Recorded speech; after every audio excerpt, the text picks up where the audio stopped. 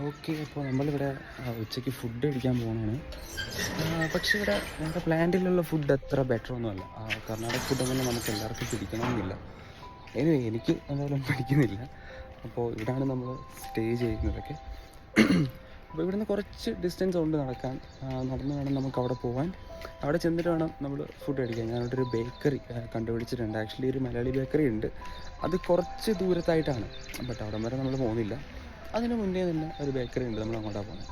അപ്പോൾ ഞാൻ ആ പോകുന്ന ട്രാക്ക് കാര്യങ്ങളെല്ലാം കാണിച്ചു തരാം. ഇവിടുത്തെ ഒരു എന്താ പറയുക, ഇവിടെ ആക്ച്വലി പോലീസിങ് കാര്യങ്ങളൊന്നും വലിയ എഫിഷ്യൻ്റ് ഒന്നുമല്ല. ആർക്ക് വേണമെന്നുണ്ടെങ്കിലും എങ്ങനെയാണെങ്കിലും നടക്കാം. നമ്പർ പ്ലേറ്റ് ഒന്നും വേണ്ട കാര്യമില്ല. ഏതിന് ഈ ബൈക്കിനൊക്കെ നമ്പർ പ്ലേറ്റിൻ്റെ ആവശ്യമൊന്നുമില്ല. മിക്ക വണ്ടിയിലും അതൊന്നും കാണാറ് പോലുമില്ല. അപ്പോൾ അങ്ങനെ ഒരു ഇതാണ്. ഇപ്പോൾ ഞങ്ങളിപ്പോൾ താമസിക്കുന്ന ഈ ഒരു സ്ഥലം എന്ന് പറയുമ്പോൾ കുഷ്ടഗിരിയിൽ തന്നെ ഇവിടുത്തെ ഇപ്പോൾ റെയിൽവേ സ്റ്റേഷൻ്റെ പണിയൊക്കെ നടക്കും. അപ്പോൾ അവിടുത്തെ എഞ്ചിനീയേഴ്സ് കാര്യങ്ങളെല്ലാം സ്റ്റേ ചെയ്യുന്ന ഈ ഒരു സ്ഥലം. അതുകൊണ്ടാണ് ഇവിടെ ഇത്രയും വൃത്തി കാര്യങ്ങളൊക്കെ ഈ ഒരു പർട്ടിക്കുലർ സോണിലുള്ളത്. പക്ഷേ വേറെ സോണൊക്കെ വരാൻ നേരത്ത് ഇത്രയും വൃത്തി കാര്യങ്ങളൊന്നുമില്ല. അതുകൊണ്ടാണ് ഇവിടെ കാഴ്സൊക്കെ അവൈലബിൾ ആണ്. 2-3 കാഴ്സൊക്കെ ഉണ്ട് ഇവിടെ. ബാക്കി റെസ്റ്റ് ഓഫ് ദ കർണാടക നോക്കുകയാണെന്നുണ്ടെങ്കിൽ ഈ ഒരു സൈഡിലോട്ട്, എക്സ്പെഷ്യലി ഈ ഒരു എന്താ പറയുക കുഷ്ടക്കി, ഹൊസ്പേട്ടു ഇങ്ങോട്ടുള്ള സ്ഥലത്തോട്ടൊക്കെ വരുമ്പോൾ നമുക്ക് അധികം വെഹിക്കിൾസോ അല്ലെങ്കിൽ സിവിലൈസ്ഡ് ആയിട്ടുള്ള ആൾക്കാരുടെയൊക്കെ ഭയങ്കര കുറവാണ്. അത്യാവശ്യം പിള്ളേരൊക്കെ കളിക്കുന്നുണ്ട്. ആ ഒരു സ്റ്റൈലെടുത്ത പിള്ളേരൊക്കെയാണ്. കൂടുതലും ഇവിടെ ആര്യവെപ്പ് കാര്യങ്ങളൊക്കെ ഉണ്ട് കേട്ടോ.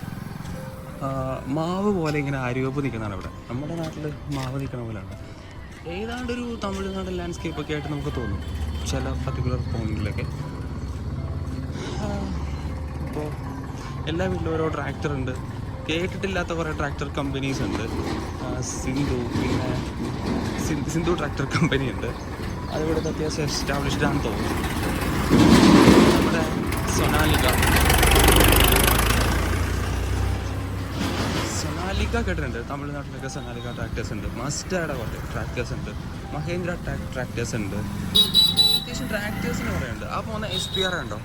ആ SPR എന്ന് പറയുന്ന വെഹിക്കിൾ മീൻസ് ആ ഒരു സ്ലീപ്പർ ബസ് ആക്ച്വലി ബാംഗ്ലൂർക്ക് പോകുന്നതാണ്. 12 മണിക്കൂറുണ്ട് ഇവിടുത്തെ ബാംഗ്ലൂർക്ക്. ഏറെക്കുറെ ബാംഗ്ലൂർ എത്താൻ തന്നെ ഒരു ദിവസം എടുക്കും, ഒരു പകലെടുക്കും. ബട്ട് നൈറ്റ് ബസ്സസും ഉണ്ട്. അതാണെന്നുണ്ടെങ്കിൽ 10 മണിക്കൂർ, 2 മണിക്കൂർ മുന്നേ എത്തും കൺസിഡറിങ് സം ട്രാഫിക്. ഇതാണ് ഇവിടുത്തെ ഹൈവേ. നമ്മുടെ ഇതൊരു എന്താ പറയുക സ്റ്റേറ്റ് ഹൈവേ എന്ന് വേണമെങ്കിൽ പറയാം. നാഷണൽ ഉണ്ട് തൊട്ടപ്പുറത്ത്. ഹംപി എക്സ്പ്രസ് വേ ഉണ്ട്.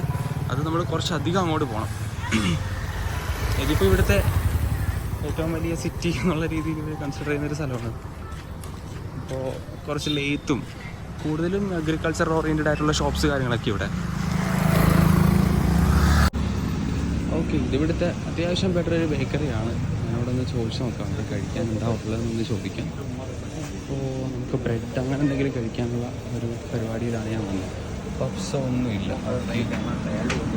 തമ്പി പപ്സ് എടുക്കാം. പപ്സ് ഇംഗ്ലീഷ്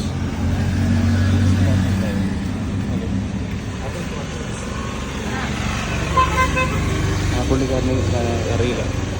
പപ്സ് എടുക്കാം. എഗ്ഗാ മീറ്റാ? 2 പേർ. 2 egg puffs. 2 egg puffs. Okay, നമ്മളത് ഓർഡർ ചെയ്തിട്ടുണ്ട്. ഒരു എഗ് പപ്സ് എടുക്കും. ഇവിടെ ജസ്റ്റ് ഓവനിൽ വെച്ചിട്ട് അവർ കുക്ക് ചെയ്തിട്ടായിരിക്കും തരുന്നത്.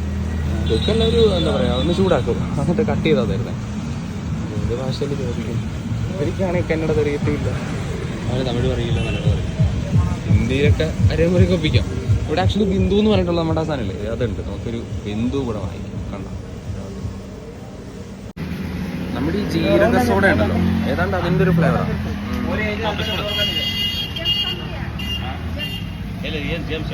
ആ ഒരു ടേസ്റ്റ് വരുന്നുള്ളൂ. ഞാൻ വിചാരിച്ചു കുറച്ചുകൂടെ അടിപൊളിയായിരിക്കും.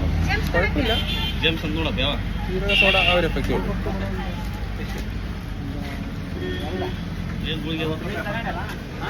കുഴപ്പമില്ല. ഇവിടെ കപ്പ് കേക്ക്സ് ആക്ച്വലി ഭയങ്കര വില കുറവാണ്. ഒരു വലിയ കപ്പ് കേക്ക് ഞാൻ കഴിച്ചിട്ട് 5 രൂപ പറ്റിയതാണ്. 4 വാങ്ങിച്ചപ്പോൾ 15 രൂപയ്ക്ക് കിട്ടും. പക്ഷെ ഒരെണ്ണം വാങ്ങിച്ചാൽ 5 രൂപയ്ക്കായിരിക്കും കിട്ടുന്നത്. 4 അങ്ങനത്തെ പരിപാടിയൊക്കെ ഉണ്ട് ഇവിടെ. ഇനി അത് കൊള്ളാം. ഓക്കെ, നമുക്കിവിടെ ഒരു ഉണ്ടായിരുന്നു, നമുക്ക് അവനോട് കമ്പാം ഇവിടെ. ഓക്കെ, പുള്ളി അത് കഴിക്കട്ടെ. അവൻ എൻ്റെ അടുത്ത് വന്നിട്ടുണ്ടായിരുന്നു കുറച്ച് മുന്നേ. പുള്ളിക്കാരനത് കഴിക്കുമ്പോഴത്തേക്ക് നമുക്കത് ഓപ്സ് പറഞ്ഞിട്ടുണ്ട്. അപ്പോൾ അതിൻ്റെ ആ ഒരു ഗ്യാസ് ഇപ്പോഴാണ്. കൊടുത്തതാ 10 തോന്നുന്നു. പുള്ളി നേരെ എൻ്റെ ബാക്കിൽ വന്നു. ഓക്കെ, നമുക്ക് രണ്ടാമത്തെ പപ്സ് വന്നു, നമുക്കതുകൂടെ കഴിക്കാം, എന്നിട്ട് പോകാം. ഇവിടെ തന്നെ നമ്മളിപ്പോൾ ഈവനിങ് ഫുഡ് കൂടെ വാങ്ങിച്ചിട്ട് വേണേൽ പോവാം. ഇവിടെ ഈവനിങ് ഫുഡ് കുറേ സാധനങ്ങളുണ്ട്. ഇവിടുത്തെ മുളക് ബജ്ജി ഭയങ്കര ഇതാണ്, നമ്മുടെ അവിടുത്തെ പോലെ അല്ല. ഇവരാദ്യം മുളകൊന്ന് എണ്ണയിലിട്ട് പൊരിക്കും, എന്നിട്ടാണത് ബജ്ജിയാക്കുന്നത്. വൈകുന്നേരം നമുക്ക് അതുകൂടെ കഴിക്കാം. ഇത് കഴിച്ചിട്ട് അവിടെ പോയി കുറച്ച് പരിപാടിയുണ്ട്. ഇതിൻ്റെ അകം ഈ ഒരു ഇതിലാണ് ഭയങ്കര മുളകൊക്കെ ഇടും ഇവർ. പക്ഷെ മുളകിനൊന്നും നമ്മുടെ ഉള്ള പോലെ ഇത്ര എരിവൊന്നുമില്ല, കുഴപ്പമില്ല, അത്യാവശ്യം. ഓക്കെ, നമ്മളവിടെ നിന്ന് കഴിച്ചു. എന്നിട്ട് കുറച്ച് നമ്മൾ ബ്രെഡും ജാമും കൂടെ വാങ്ങിച്ചിട്ട് വന്നു. കാരണം വൈകുന്നേരം ഇവിടെ നമുക്കിനി സർവൈവ് ചെയ്യാനുള്ളതാണ്. എനിവേ, അപ്പോൾ നമുക്ക് 2 വഴി പോവാം. ഒന്ന് നമ്മളിങ്ങോട്ട് വന്ന വഴിയും പോവാം, അല്ലാതെ ഒരു ട്രാക്കിലൂടെ പോവാം. വന്ന വഴി തന്നെ പോയാൽ പോരെ? വേണ്ട, നമുക്കല്ലാത്ത വഴി പോവാം. അതാകുമ്പോൾ കുറച്ചുകൂടെ ഈസിയാണ് പോകാൻ. നമ്മളിങ്ങോട്ട് വന്ന വഴിയിൽ കുറച്ച് കാര്യങ്ങളൊക്കെ എന്താ പറയുക, കുറച്ച് വീടുകളുടെയൊക്കെ ഫ്രണ്ടിൽ കൂടെ ഒക്കെ കയറി വന്നത്. പക്ഷേ ഈ വഴി വലിയതില്ല. നമുക്ക് മാത്രമല്ല, വെയിലായതുകൊണ്ട് അധികം ഹാങ് ഔട്ട് ചെയ്യാനും പറ്റില്ല. ഇവിടെ ഒരു വല്ലാത്ത വെയിലാണ്, നമ്മൾക്ക് അത്ര എൻജോയ് ചെയ്യാൻ പറ്റുന്ന ടൈപ്പ് വെയിലല്ല ഇവിടെ. എന്താ വെച്ചാൽ പെട്ടെന്ന് ശരീരമൊക്കെ പൊരിഞ്ഞു വരും. എന്നാൽ ഹ്യൂമിഡിറ്റി ചില സമയത്ത് ഭയങ്കര ഹ്യൂമിഡിറ്റി ആയിരിക്കും, എന്നാൽ ചില സമയത്ത് അങ്ങ് ഡ്രൈ ആയിരിക്കും. അപ്പോൾ ഞാനിപ്പോൾ ഒരു 2-3 തവണ മോയ്സ്ചറൈസറും സൺസ്ക്രീനും യൂസ് ചെയ്യുന്നു. മോയ്സ്ചറൈസർ എപ്പോഴും യൂസ് ചെയ്യേണ്ടതായിട്ട് വരും, കാരണം പെട്ടെന്നാണ് പോകുന്നത്. എനിവേ, അപ്പോൾ അങ്ങനെ വന്ന വഴിക്കാണ് ഇവിടെ ഒരു ചെറിയ കല്യാണം പോലത്തെ ഒരു പരിപാടി കണ്ടത്. കണ്ടോ, ഇതാണ് ഇവിടുത്തെ കല്യാണം. ഇത്രയൊക്കെ ഉള്ളൂ, സാധാരണക്കാരുടെ കാര്യമാണ് ഇത്രയൊക്കെ ഉള്ളൂ കേട്ടോ. അതൊക്കെ കഴിഞ്ഞു. അങ്ങനെ നമ്മൾ ആ ബ്രെഡൊക്കെ ആയിട്ട് നമ്മുടെ വീട്ടിൽ എത്താറായി. നമ്മൾ നേരത്തെ ആ പിള്ളേരൊക്കെ കളിച്ച ആ ഒരു വഴിയുടെ അടുത്തേക്ക് എത്തി. ഏത് ഭാഷ? ഇതിൽ വേറൊരു പ്രശ്നമുള്ള എന്താണെന്ന് വെച്ചാൽ, നമുക്ക് ഫോണൊക്കെ ഇങ്ങനെ എക്സ്പോസ്ഡ് ആയിട്ട് കൊണ്ട് നടക്കരുത്. കാരണം എപ്പോഴാണ് പുറകിൽ നിന്ന് വണ്ടിയൊക്കെ വന്ന് ഫോണും തട്ടിപ്പറിച്ചുകൊണ്ട് പോകുന്നത് പറയാൻ പറ്റില്ല. എനിക്കിവിടെ അങ്ങനെ തോന്നിയിട്ടുണ്ട്. 2 തവണ അതിനുള്ള അറ്റംപ്റ്റ് നടന്നിട്ടുണ്ട്. അപ്പോൾ നമ്മളിപ്പോൾ മെയിൻ സ്ട്രീറ്റിലൊക്കെ പോകുമ്പോൾ ഫോണിങ്ങനെ ഹാൻഡി ആയിട്ട് പിടിച്ചുകൊണ്ട് നടക്കുക, അല്ലെങ്കിൽ കോൾ ചെയ്തുകൊണ്ട് നടക്കുക. മാക്സിമം ഹെഡ്ഫോൺസ് യൂസ് ചെയ്യാനാണ് ശ്രമിക്കേണ്ടത്. ഇവിടിപ്പോൾ പിന്നെ ഈ ഒരു സൗണ്ട് വലിയ കുഴപ്പമില്ല. ഇതാണ് ഞാൻ നിൽക്കുന്ന ആ ഒരു റെസിഡൻഷ്യൽ ഏരിയ. ഇത് ഈ വീടിൻ്റെ ഹൗസ് വാമിംഗ് ആയിരുന്നു. ഇവർ ശരിക്കും പറഞ്ഞാൽ എങ്ങനെ ചെയ്യുന്നതെന്നറിയോ, ഗ്രൗണ്ട് ഫ്ലോറിൽ മാത്രമായിരിക്കും ഓണർ, അതിൻ്റെ ടോപ്പ് ഫ്ലോറിലൊക്കെ വാടകയ്ക്ക് കൊടുത്തേക്കായിരിക്കും. ടോപ്പ് ഫ്ലോർ എന്ന് പറയുമ്പോൾ ഓരോരോ മുറിയായിട്ടായിരിക്കും. ആൻഡ് അതുമല്ല, പക്ഷേ വാടക ഭയങ്കര കുറവാട്ടോ. അത്യാവശ്യം വെൽ ഫർണിഷ്ഡ് ആയിട്ടുള്ളതിനൊക്കെ ഓൾമോസ്റ്റ് ഒരു 7,000 റുപ്പീസൊക്കെ ആവുള്ളൂ. പിന്നെ ഒരു സ്ഥലത്തൊക്കെ ഓക്കെ ഡീലാണ്. പിന്നെ ഇവിടെ താമസിക്കുന്ന മിക്ക ആൾക്കാരും ഇവിടുത്തുകാരൊന്നുമല്ല. ഇവരെ മിക്കവരും തെലുങ്ക് അല്ലെങ്കിൽ മഹാരാഷ്ട്ര അവിടെയൊക്കെയുള്ള ആൾക്കാരാണ്. ഇതും അതുപോലൊരു അപ്പാർട്ട്മെൻ്റ് എന്നാണ് ഇവരിതിന് പറയുന്നത്. ഞാൻ നിൽക്കുന്ന അതിൻ്റെ തൊട്ടപ്പുറത്ത് 2 ഗ്രൗണ്ട് ഫ്ലോർസ് റെൻറ്റിനുണ്ട്. 7,000 രൂപയും 10,000 രൂപയാണ്. അതിൽ ഓൾറെഡി ഒരു ഡോക്ടർ ഉണ്ടായിരുന്നു അത്രേ, ആ പുള്ളിക്കാരൻ എന്തോ ലെഫ്റ്റ് ഔട്ടായി. പിന്നെ ഈ വീട്, ഇവിടെ ഗ്രൗണ്ട്. ഓക്കെ, അപ്പോൾ ഇതൊക്കെയാണ് ഞാൻ താമസിക്കുന്ന ഈ ഒരു സോണിൻ്റെ ഇതൊക്കെ.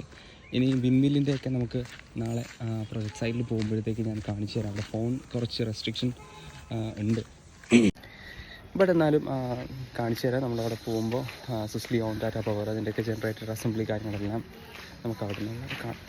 ഇതൊരു ചെറിയൊരു സ്റ്റാർട്ടിംഗ് ആയിട്ട് നമ്മൾ ചെയ്തേ ഉള്ളൂ. സപ്പോർട്ട് ഉണ്ടോ എന്ന് എനിക്കറിയാൻ പാടില്ല. ഫ്യൂ പീപ്പിൾ ലൈക്കിങ് അല്ലെങ്കിൽ എൻ്റെ sound means kind of talks ഒക്കെ കേൾക്കണം എന്നുണ്ടെങ്കിൽ ഡെഫിനറ്റ്ലി ഡു സബ്സ്ക്രൈബ്. ഓക്കെ, അപ്പോൾ നമ്മൾ തിരിച്ച് വീട്ടിലോട്ടെത്തി. ഗേറ്റ് തുറന്നു. സ്ലൈഡിങ് ഗേറ്റാണ്. നമ്മുടേത് ഫസ്റ്റ് ഫ്ലോറിലാണ്. അപ്പോൾ നമ്മൾ അങ്ങോട്ട് പോകും. എന്നിട്ട് നമ്മൾ അവിടെ നിന്ന് ബാക്കി വൈകുന്നേരം ഇറങ്ങുകയാണെന്നുണ്ടെങ്കിൽ നമ്മൾ രണ്ടാമത്തെ ബ്ലോക്കും എന്നിട്ട്